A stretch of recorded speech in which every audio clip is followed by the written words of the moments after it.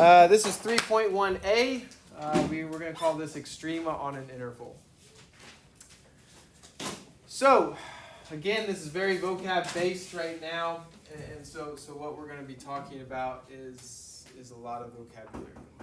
All right, we need to talk about an absolute minimum and an absolute maximum. All right, and sometimes they're called global, and sometimes they're called global mins and maxes, but most of the time they're called absolute. Now, it kind of means what you think it is. The absolute minimum is the lowest value on the graph. The absolute maximum is the what? The highest value on the graph. Now, we come to another theorem. This is another big theorem. This is our second big one. This is called the extreme value theorem. What was that other theorem that we already talked about? Intermediate value theorem. And in layman's terms, what was the intermediate value theorem? What was that?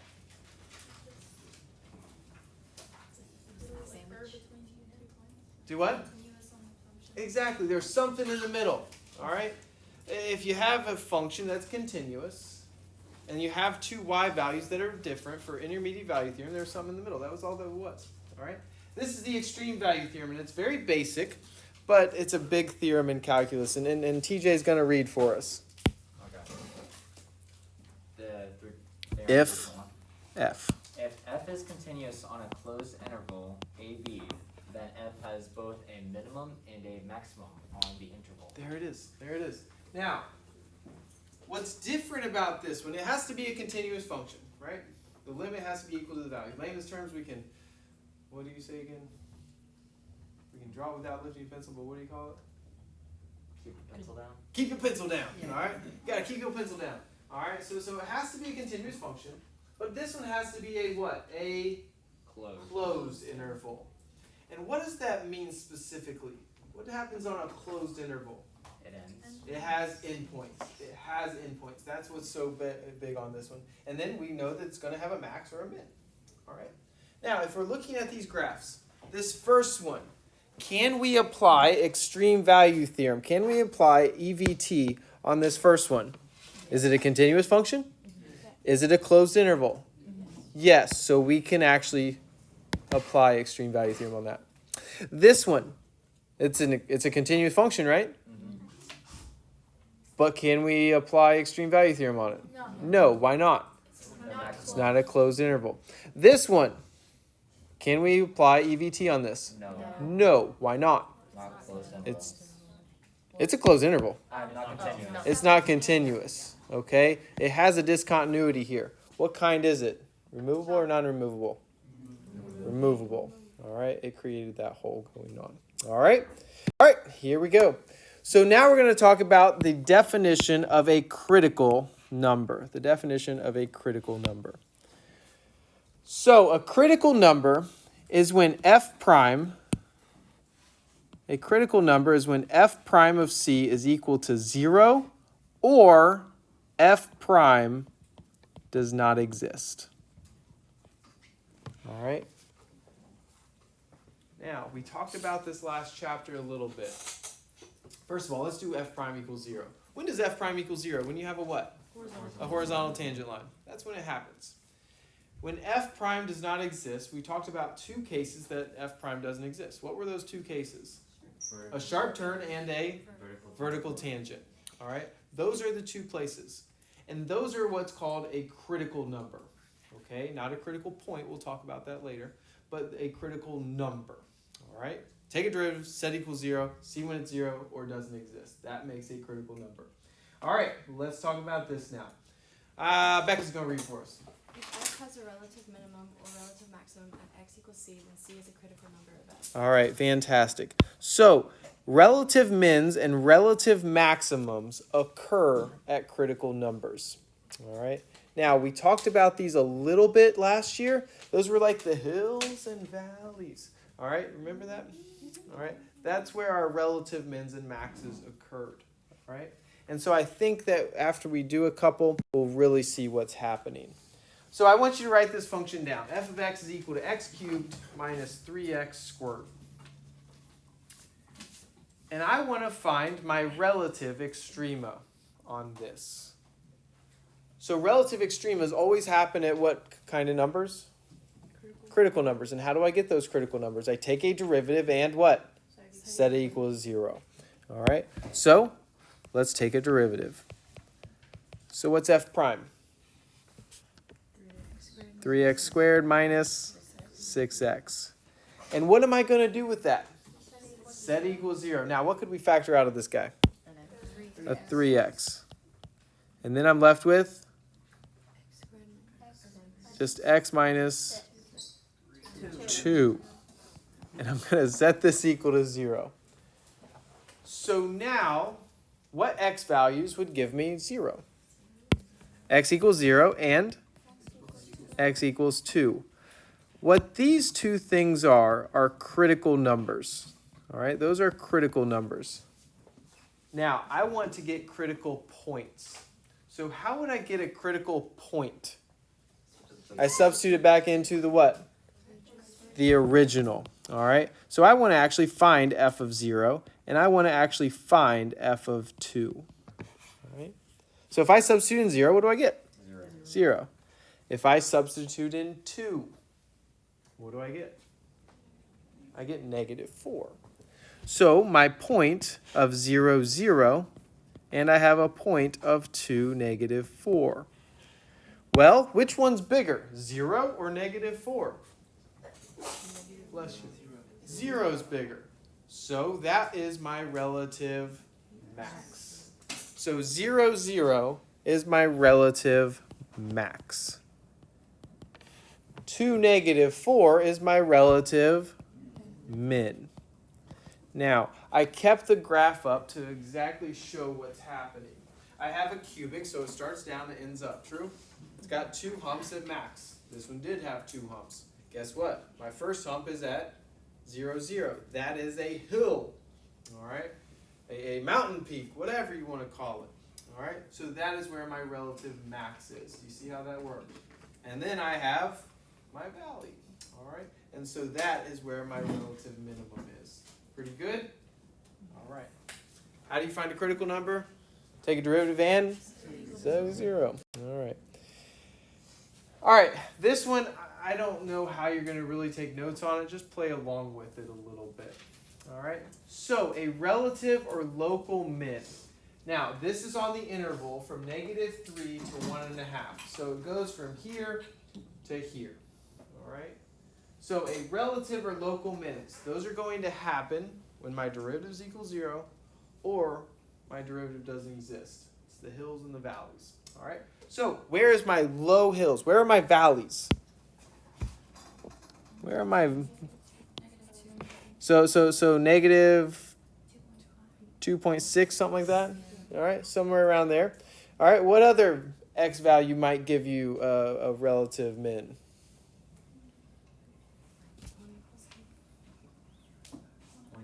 0.75-ish, somewhere around there. All right, so those are my relative minimums. Pretty good? All right, now let's do our relative maxes. All right, we'll do those in red. So where are my relative maxes, approximately? 0.2. Negative 0.4. That sounds good. All right, right there. All right, that is my relative max. Pretty good? Now, if I do absolute minimum, so the very, very lowest part of this graph. So where is the very, very lowest part of this graph? Negative 2.6. So this point right there is not only a relative, but it's also a what? An absolute. All right? All right, an absolute max now. So where is my absolute biggest number I can get? At 1.5. So that guy is up here. And that would be my absolute maximum. See how that works? All right. Do absolutes always have to occur at critical numbers? No, they don't. Do relatives always have to occur at critical numbers? Yes. Absolutes, you have to test your what? Endpoints. All right. Guess what students forget to do?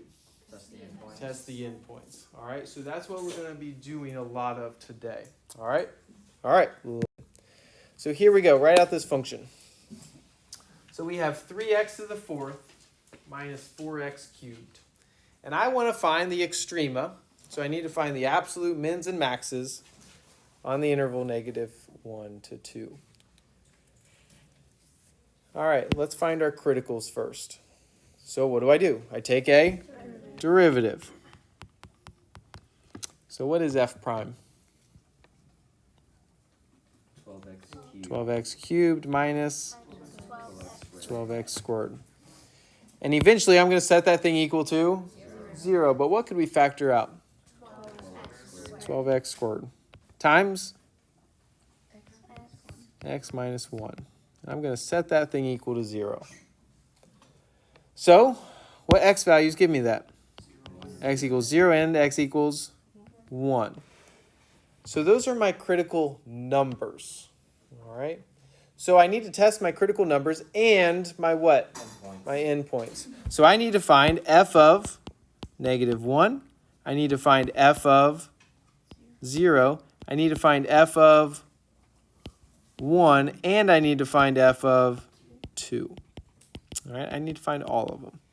So let's substitute in -1. Do I do that in my derivative or do I do that in my original? Original. Very good. Guess what another common mistake is?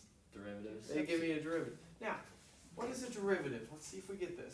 Slope Slope of a tangent line. All right. Quicker we can get that, the better. All right. So we substitute in -1. What do we get? -24. No.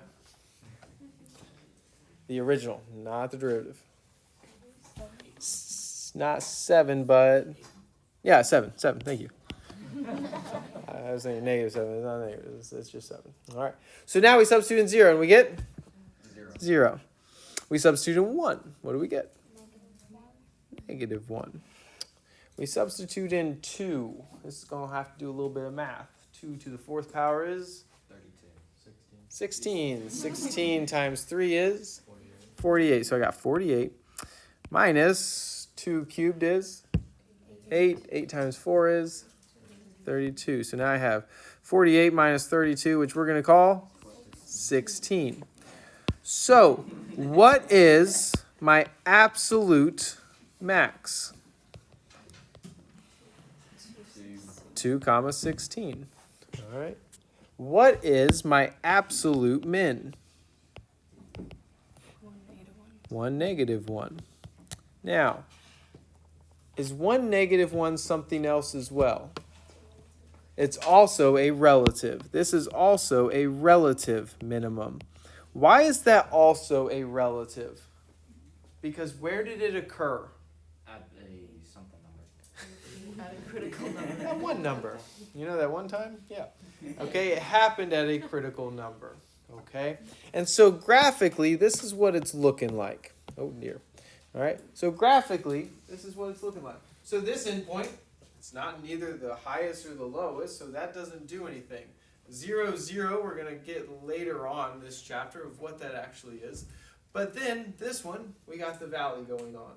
All right? And so that's why we have a minimum, and then our maximum is all the way up there. But it's also a relative at 1 -1. Pretty good? So it's a relative because it's a critical number. Yep. It's a relative and it's an absolute. All right? Hello. How do I know that it's a critical number by looking at it? Because I took a derivative and set it equals 0. So whatever I get right here, it's a critical number. Okay. How did I know that it's a critical number just by graphically? My slope is 0. Okay. If my slope is 0 or it doesn't exist, it's going to be a critical number. Okay? All right. All right. Let's do another one. Here we go. So this function, I got f of x is equal to 2x minus 3, x to the 2/3. And I need to find the extreme on the interval -1 to 3.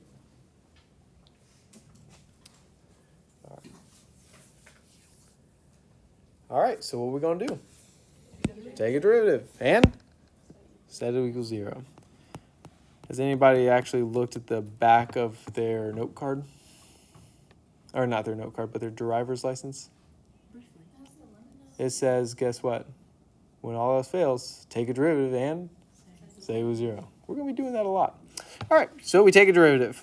I still haven't gotten that. Good for her. All right, so we take a derivative. What do we get? 2 minus 2x to the negative 1/3. So I could take out a what? A 2. And then I'm left with 1 minus x to the negative 1/3. And I'm going to set this equal to 0. So that 2 is just chilling. So really I'm looking at this 1 minus x to the negative 1/3. When could I get 0? What x value could I get 0? 1. 1. So x equals 1 will give me a derivative of 0. So x equals 1 is a critical number. All right? But a derivative can also not exist here. So this is my childhood. What's going on with this 1 minus x to the negative 1/3? That's really what? 1 minus 1 over x to the 1/3, right? That's really what this is doing. When does my derivative not exist? At x equals 0. So either one of two things are going to happen. It's either going to be a sharp turn or a what? Vertical tangent line. It's going to be one of those two, all right, at x equals 0. All right, but those two numbers are my critical numbers. So let's start substituting in. So I'm going to test 0, right? And I'm going to test f of 1. What else do I need to test, though? Negative 1 and 3. From my endpoints. All right. All right. So let's test negative 1. So if I substitute a negative 1 into my original, I'd have 2 times negative 1, which is negative 2. I got negative 1 to the 2/3 power. So negative 1 squared is 1. 1 cubed rooted is 1. So I really have negative 2 minus 3, which is negative 5. I substitute in 0. What do I get? 0. I substitute in 1. What do I get? Say negative 1. Negative 1. I substitute in 3. This one's not going to play nice. This one's not going to play nice at all. So, use a calculator. We end up with negative 0.2403. 3. All right. Again, if you're going to do it, round to 4. All right. So, where is my absolute maximum? At 0, 0. Is that anything else? It's a relative max as well. How did we know that? It's at a critical number. All right. Where is my absolute minimum? Negative 1, negative 5. Is that anything else? No. Why not? Because it's at an endpoint. All right. Now, graphically, this is what's happening. All right. Graphically, this is what's happening. So, my absolute minimum is at negative 1, negative 5. This is my absolute maximum, but it's also a sharp turn. So it's also going to be a relative. That's when my derivative doesn't exist. All right? And then this 1 negative 1 is actually a what? A relative minimum. However, I didn't have sufficient stuff going on to tell me that yet. All right? We will get there this chapter, I promise. All right? However, if I look at the graph, we know 1 negative 1 is actually a relative minimum. All right? But I couldn't prove it yet this way. Pretty good? All right, we will get there. I do promise that. All right, let's keep moving. So now we're going to find extrema with the trig function. All right. So I'm on the interval negative pi over 6 to pi over 3. So eventually we're going to have to substitute those in. And my gosh, second period, they did not remember their unit circle. It was terrible. All right. So what are we going to do? First, we're going to take a derivative. So what's my derivative of secant? Secant x tangent x.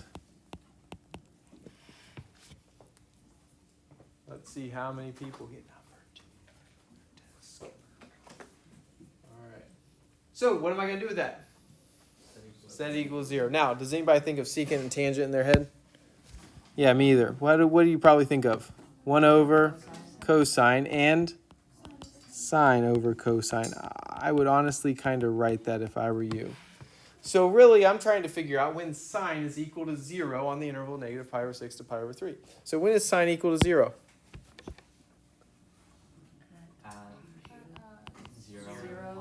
0 and pi, or 0 and 2 pi, but does pi actually get on this interval? No. So I don't actually put that. So all I have is x equals 0. Now, I really should test when cosine is also equal to 0. When is cosine equal to 0? Pi over 2 and negative pi over 2 and 3 pi over 2, right? But is that on this interval? No. So do I care about them? No. Not at all. All right, you better be on my interval for me to care about you. So now I have g of negative pi over 6, g of 0, and g of pi over 3. So now I'm substituting back into my original. So now I need secant of negative pi over 6. So it's 1 over cosine, right? Let's take baby steps because it's been a while. So what is the cosine of negative pi over 6? Square root 3 over 2. All right. So now I have 1 over square root 3 over 2. So what am I going to do with it? So now I have 2 over square root 3, which is 2 square root 3 over 3. All right. Now I'm going to substitute in 0. So it's really 1 over cosine of 0. What's cosine of 0? 1. So now I have 1 over 1, which is 1. And then I have 1 over cosine of pi over 3. What's cosine of pi over 3? 1/2. So now I have 2. All right. Now, does anybody know what 2 square root 3 over 3 is? The number. Put it in. Let's figure it out. Because I need to figure out if it's above 1 or below 1 or above 2 or it's not above 2. It's above 1. All right. It is above 1 because square root 3 is about 1.71-ish. All right. And then so if you think about it that way, it will be above. So it's in between 1 and 2, right? Mm-hmm. All right. So what is my absolute minimum? What is my absolute minimum? 0, 1. Is that anything else? Yes. What is it? It's also a relative minimum. All right. And where is my absolute maximum? Pi over 3, comma 2. All right.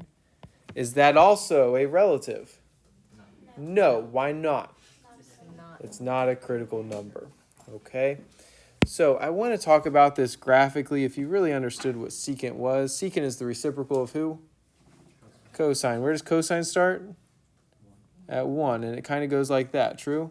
And so secant is the reciprocal of it, remember? Mm-hmm. And so it'd be from negative pi over 6 to pi over 3. And so guess what?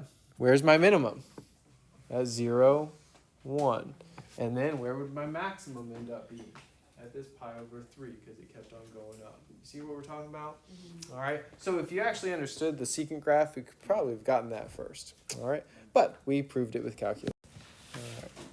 All right, let's quickly review. What's a critical number? Derivative is equal to 0 or does not exist. Okay? Where do relatives have to occur? At critical points. All right, they have to occur there. Absolutes, what do you need to test? Your endpoints and your critical numbers. All right, that's pretty much what we talked about today. All right, pretty good? All right.